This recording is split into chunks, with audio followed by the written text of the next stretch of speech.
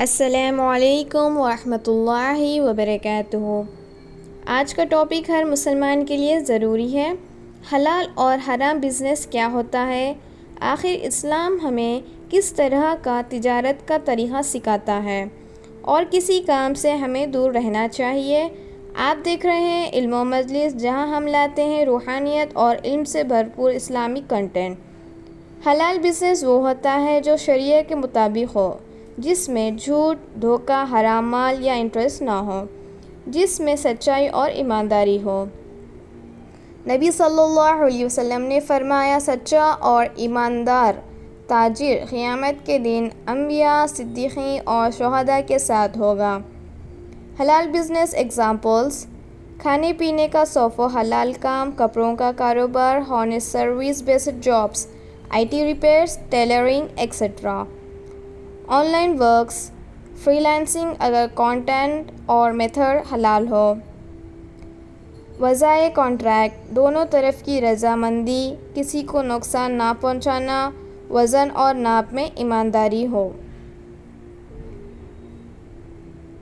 حرام بزنس یا حرام طریقہ وہ ہوتا ہے جس میں اللہ نے روکا ہے، جس میں ربا، سود، جھوٹ، دھوکہ یا حرام مال ہو، جس میں غیر شرعی اور انیتھیکل چیزیں شامل ہوں۔ الکوہول، سگریٹس، ڈرگس کا کاروبار۔ انٹرسٹ بیسڈ بینکنگ یا lending, gambling, lottery, betting. Fake products یا ڈپلیکیٹ مال بیچنا، ناجائز کنٹینٹ، انیتھیکل انٹرٹینمنٹ۔ حرام ایڈز یا ایپس۔ قرآن میں اللہ تعالیٰ فرماتے ہیں، اللہ نے تجارت کو حلال اور سود کو حرام قرار دیا ہے۔ ہر وہ کام جس میں کسی کا حق مارنا، فراڈ یا ناجائز فائدہ لینا شامل ہو، وہ حرام ہے۔ اگر کسی سے غلطی ہوئی ہو تو توبہ کا دروازہ کھلا ہے۔ حلال کام میں چھوٹا پروفٹ ہو سکتا ہے لیکن برکت ہوتی ہے۔ حرام پیسہ زیادہ ہو سکتا ہے لیکن سکون اور آخرت دونوں میں نقصان دیتا ہے۔ نبی صلی اللہ علیہ وسلم نے فرمایا، ایک وقت آئے گا جب انسان کو حلال اور حرام کی پرواہ نہیں ہوگی، بس پیسہ چاہیے ہوگا۔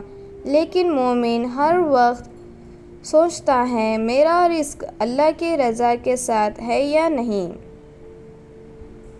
حلال رزق کمانا صرف فرض نہیں، یہ عبادت ہے۔ آئیے دعا کریں، یا اللہ ہمیں حلال اور پاک رزق نصیب فرما اور حرام سے ہمیں دور رکھ۔ اگر یہ ویڈیو پسند آئی تو لائک، کمنٹ اور علم و مجلس کو سبسکرائب ضرور کریے۔ کمنٹ میں لکھیں، میں حلال کام کرنے کی نیت کرتا ہوں، انشاءاللہ۔ السلام علیکم۔